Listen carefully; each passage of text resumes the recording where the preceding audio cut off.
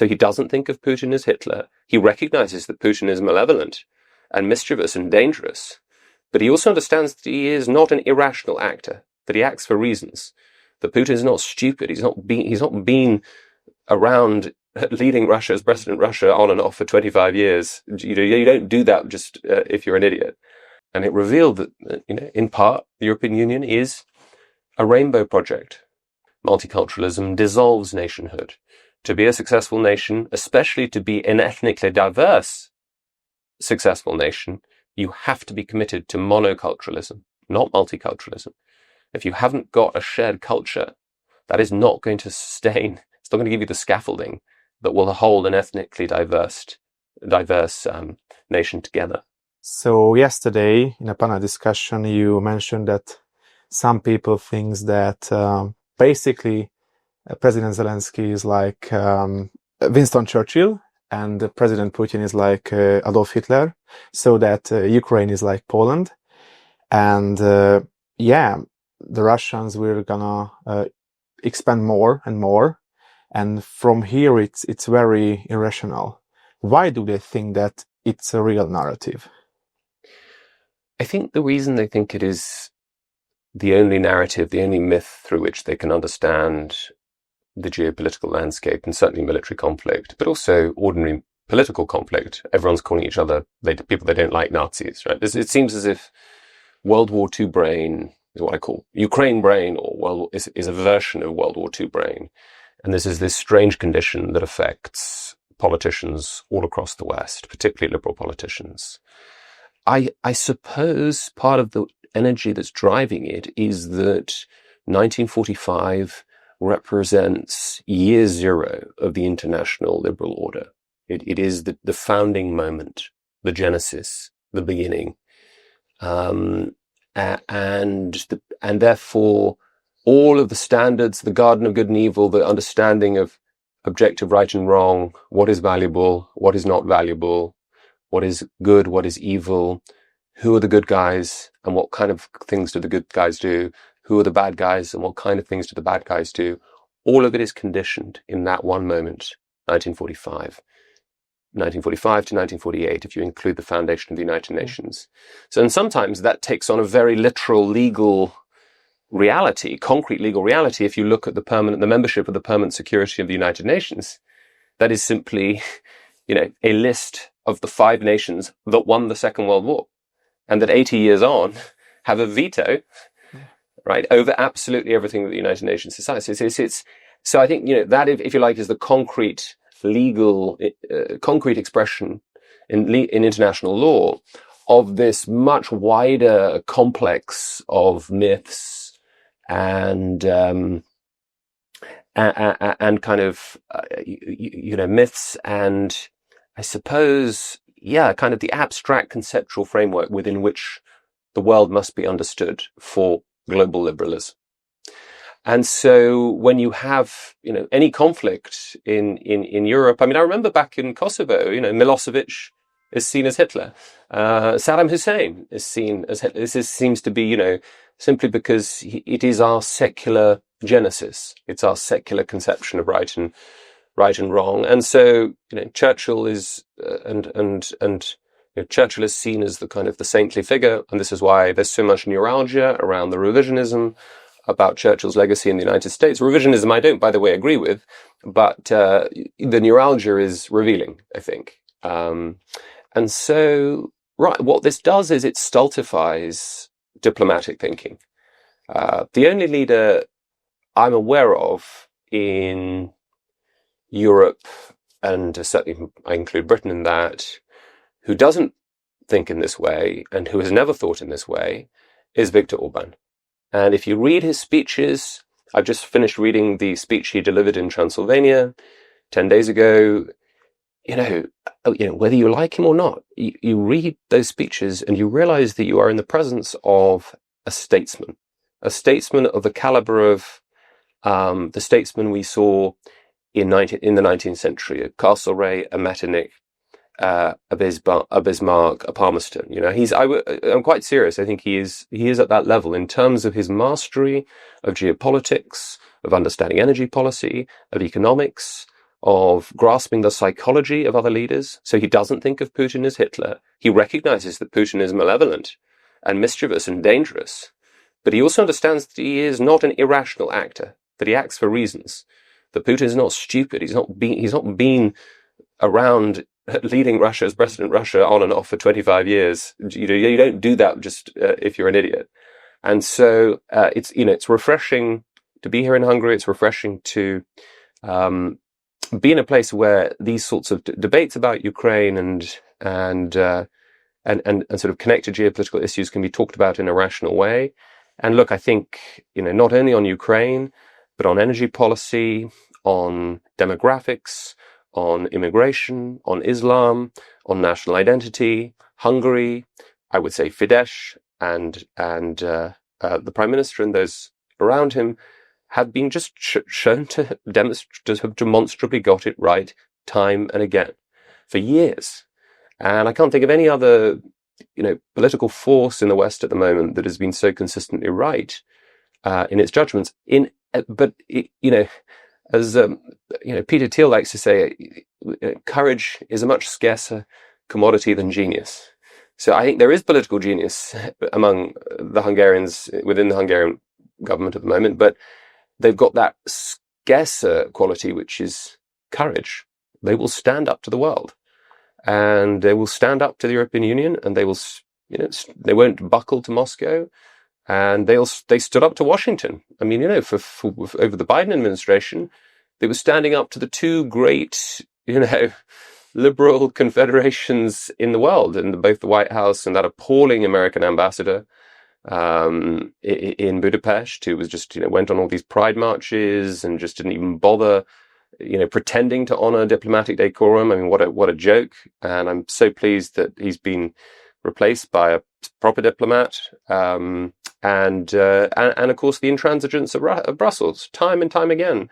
Every time that Hungary wanted to assert its basic democratic sovereignty, its basic democratic principles, whether it's, calling, for plebiscites on teaching radical gender ideology to school kids, which is, they didn't prescribe what needed to happen, but they put it to the people. They say it's up for the parents of Hungary to decide what their children are taught. And, what more basic sort of, democratic, sort of democratically kind of spirited offer could you think of? And the reaction in Brussels was not, oh, Hungary stepped out of line, but we should expel Hungary from the European Union. Expel them, because they won't. They are asking parents whether it's okay to teach their children the sacred theology of the rainbow regime. And because it was a very interesting overreaction in that. If you're not going to teach the sacred truths to children, truths that we hold to be sacred and inviolable, you cannot be part of this project. And it revealed that, in part, the European Union is a rainbow project. That's part of its, is radical progressivism. This is not liberalism, because none of this leads to freedom. This doesn't lead, a child who is tempted to castrate himself at the age of 10 is not being given a life of freedom. And that is not what liberalism should be. It's not what liberalism promises. It's tyranny. It's literally the worst kind of tyranny you could have. Worse than being in a prison for your whole life, being mutilating being encouraged by an ideology to mutilate your body like that. Now, thankfully, I think things have moved on a little bit from there, but I remember 2, 3, 4 years ago, this was, it was very, very politically and reputationally costly for Hungary to stand up for its parents and its children like that. We have a saying in Hungary that maybe Orbán is not right, but he will be right. So yeah, he spoke a lot about Christianity, and that maybe the decline of the Western civilization is because of that. The Western countries are turning away from Christianity. Can we save our civilization with, turning back to Christianity? It's very difficult. And one of the things I admire about your Prime Minister is that he doesn't say, it is the duty of government to impose Christianity on the people. He's always been clear about this. He says, I can't make Hungarians be Christian. And even if I could, it probably wouldn't be right for me to do that. We're not a theocracy. We're a secular democracy. But he does say it is the proper business of government to make it easier for Hungarians to be virtuous people. It is definitely, surely, in the interests of the government to make it a little bit easier to become citizens of virtue. And this is not this is radical in the context of today, but it's radical in that older sense of the Latin word, radix, meaning root. It's radical in that it goes back to the roots. Because if you read Aristotle's Politics, that is what he says. The very first book ever written about politics, really, formally, if you leave aside Plato's Republic, this is what he says. It is the duty of the polis, it is the business of ta politica to help citizens lead lives of flourishing lives in which they can enjoy eudaimonia together. And they have to do it together because we are people of the polis, and part of individual flourishing is flourishing in relationship with others. And, I think he understands that. And, perhaps the best argument for why Christianity should be at the, let's say, at the core of a nation's understanding, at least at the core of the understanding of a nation that has been forged in Christendom, has been forged in Christianity. That's true of Hungary, of course, with St. Stephen in is it 896 in the 9th century? And it's true of England in the same century, with Alfred the Great. The founding, our nations, we are born as nations, as it were, we're downstream of the church. And what forges the nation together in many ways is the ecclesiastical infrastructure of the nation. That's what invests a nation. It's what dissolves tribal conflict, and it's what allows a kind of, dissolution and radiating of kinship and political affections into a stable moral community. So I think it is indispensable. And, in a way that might not be true of every country in the world. I mean, should Saudi Arabia become Christian? I mean, that would be a bit of a problem, of course. But we can try. But maybe one could try if you're allowed to build a single church there, which you're not. I don't think. I mean, maybe one or two. So it's a challenge. I think politicians can't do a great deal about it. Well, they can stop doing what they're doing in Britain, which is prosecuting people for expressing perfectly lawful Christian beliefs, or simply praying silently outside abortion clinics. So there are certain things you can do you can not stigmatize Christianity. How about starting there? How about just starting by not persecuting Christians? That would be good.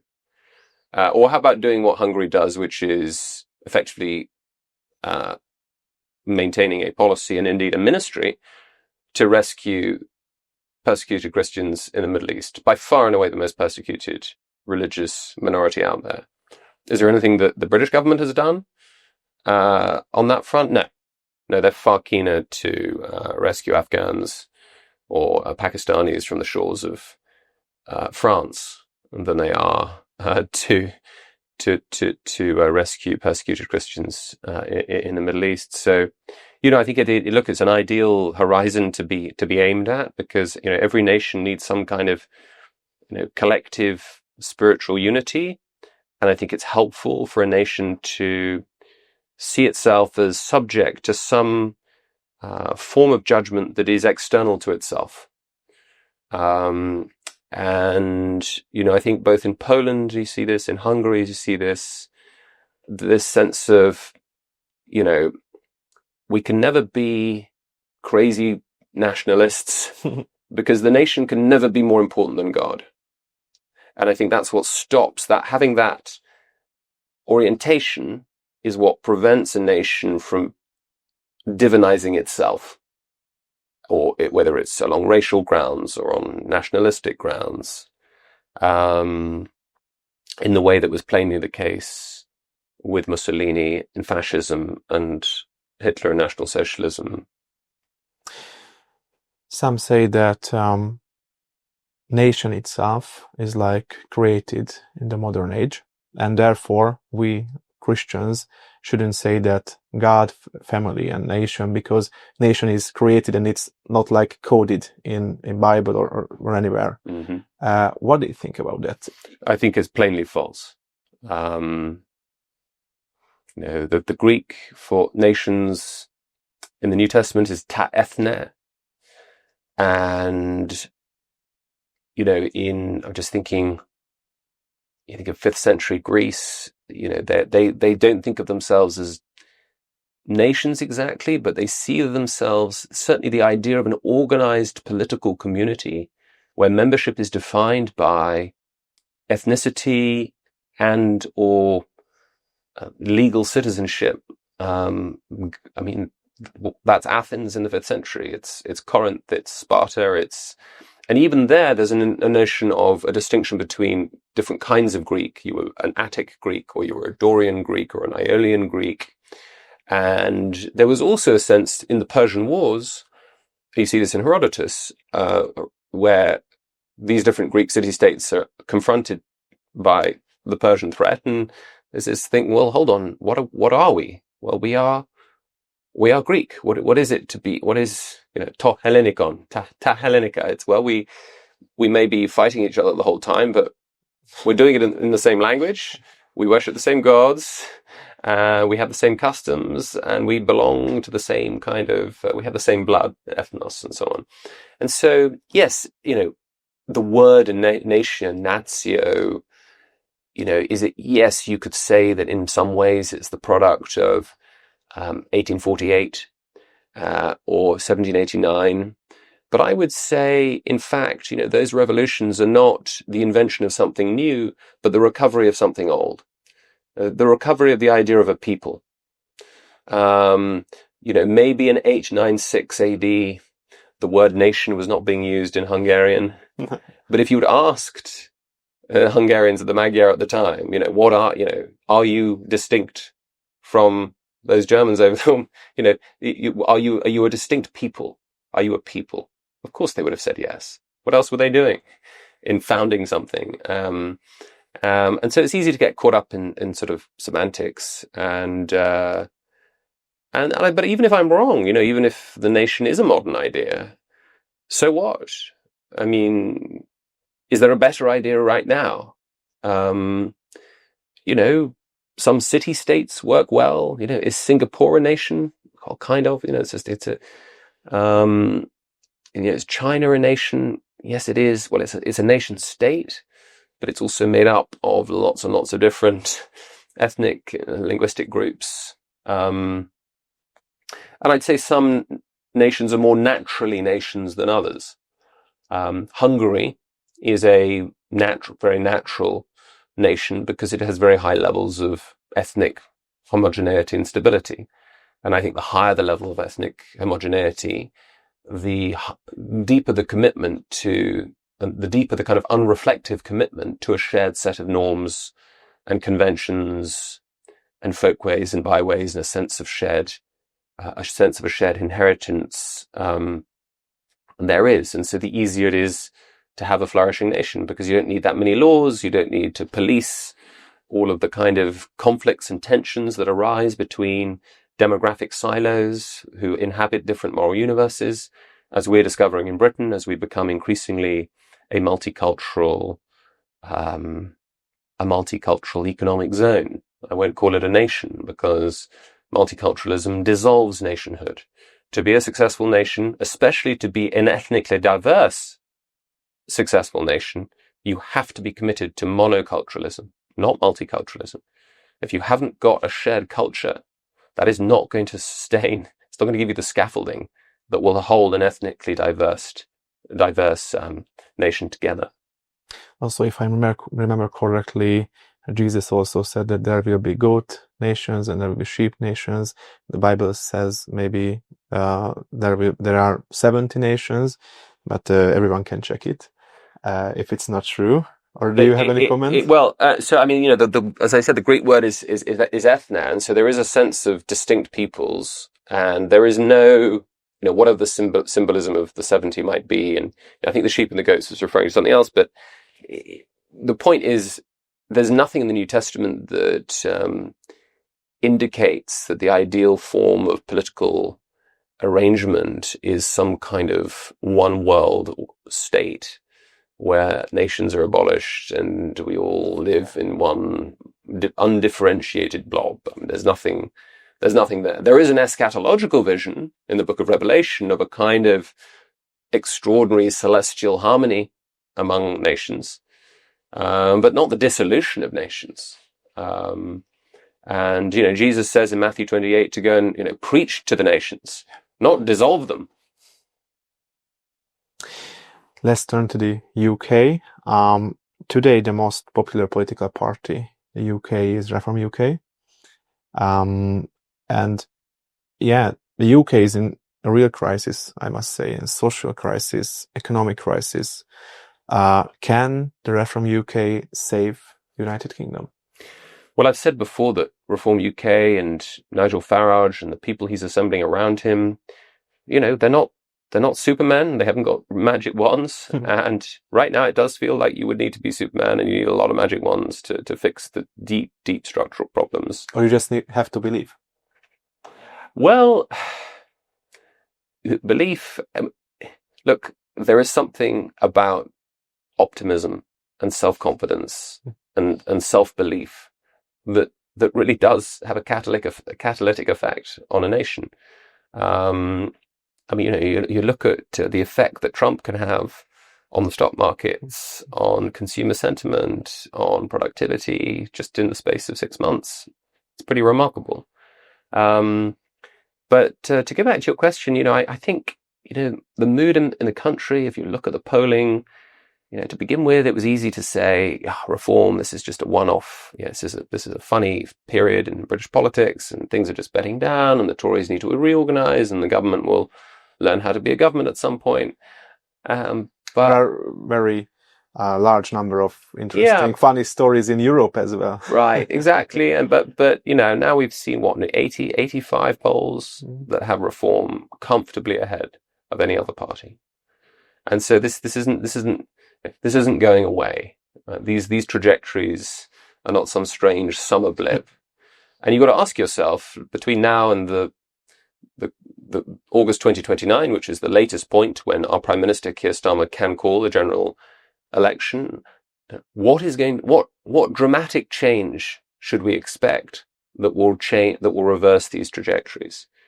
Are we going to discover that Keir Starmer is, despite being one of the most catastrophic prime ministers in living memory, is suddenly going to discover how to be a good one?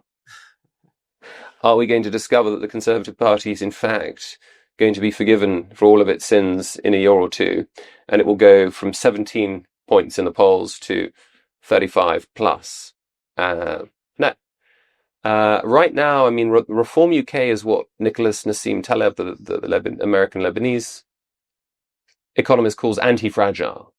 That is to say, with every contact, with every collision, with every moment of conflict, many things get weaker, reform gets stronger. Just in the last, and it doesn't matter if the issue arises on the left or the right. We had this the passing of the Online Safety Act, which is, many believe, I included, I think is a charter for kind of a tyrant's charter on free speech matters. And the government Downing Street responds by associating Nigel Farage with one of the worst paedophiles we have had in living memory. What an extraordinary way to do politics. Disgusting, in fact, really disgusting. And Nigel responded, demanded an apology, and obviously didn't get one. They doubled down.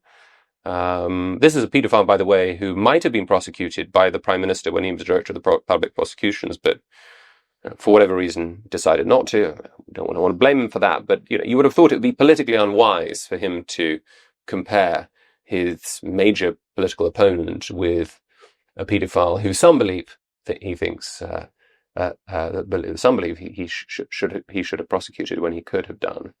And that incident showed how Nigel was anti-fragile, because he just didn't. Not only did it not affect him, it's actually it's given the issue more oxygen in the media and in the public square. And so, my sense is that lead is going to be very, very difficult for the other two parties to erode. And reform doesn't actually need to do that much. I mean, in order to get government ready, it needs to do an awful lot, because this is a party that has come from nothing, and it's got to run the fifth or sixth biggest economy on the planet. I mean, that is an enormous challenge. But in terms of actually winning the election, whenever it is, if it's 2029 or sooner, I think if you're a betting man at this point, you'd be foolish not to bet on them. Last question. From Hungary or from Eastern Europe, it seems like that Britain maybe has got some kind of a depression, because you were like a winning state, winning nation in the Second World War. And despite that, you lost your empire. And basically, United Kingdom is a huge nation, but without its empire. How does this affect it, or does it have any effect on today's Britain or politics or something like that? Well, these are difficult questions. I mean, in some ways, we lost the Second World War. We were not the winners. We were the losers. America ensured that we lost. They rescued us. They like to think they rescued us, but they arrived, 2 years late? And only because Hitler declared war on them. They inflicted immiserating Lend-Lease arrangements on us that we didn't pay off until the beginning of the 21st century. Arrangements they did not impose on Stalin. They forced us to dissolve our empire, though I think we were complicit. We were happy to do it, because contrary to most revisionist historians, progressive historians today, it was a net drain on our economy. It was expensive for us to sustain the British Empire. We couldn't afford it. We couldn't afford it because we were too busy trying to come to the rescue of continental Europe in the First World War and the Second World War. And unlike almost every empire in the history of the world, we kind of acquired our empire by accident. We were not like the Spanish and the Portuguese or the Aztecs or the Romans. We were not just trying to bleed colonies dry. We were basically a commercial trading company, the East India Trading Company, and we were an empire that understood the importance of nationalism. We were an empire that built nations, and we built nations very successfully. And the mark of that success is that first we allowed them independence if they wanted it, and many of them did. Most of them took it.